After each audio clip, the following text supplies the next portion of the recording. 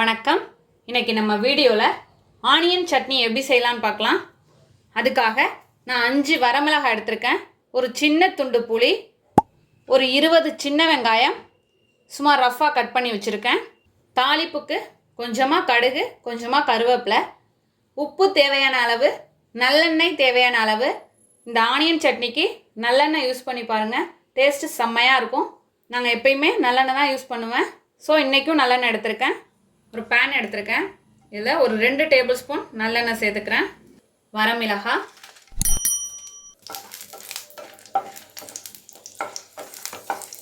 மிளகாய் வறுபட்டதும் புளி, இதை எல்லாத்தையுமே ஒரு பிளேட்டில் மாற்றிக்கலாம். இதோட சின்ன வெங்காயம்,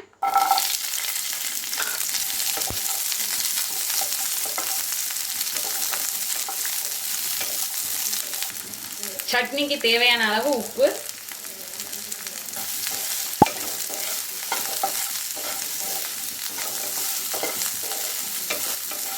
இப்போ வெங்காயம் நல்லா பொன்னிறமாக வதங்கிடுச்சு. இப்போ ஸ்டவ் ஆஃப் பண்ணிடலாம்.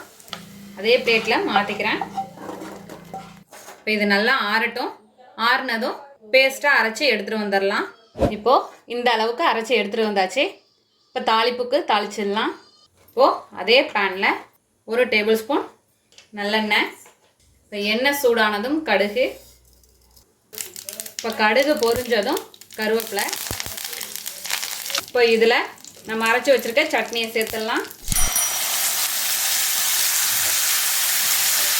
கலந்துட்டு ஸ்டவ்வை ஆஃப் பண்ணிடலாம். இது நீங்கள் இட்லி, தோசை எல்லாத்துக்குமே சூப்பரான சைட் டிஷ்ஷாக இருக்கும். அருமையான அற்புதமான ஆனியன் சட்னி தயாராகிடுச்சு. ட்ரை பண்ணி பார்த்துட்டு எப்படி வந்துச்சுன்னு கமெண்ட்டில் சொல்லுங்கள். தேங்க்யூ.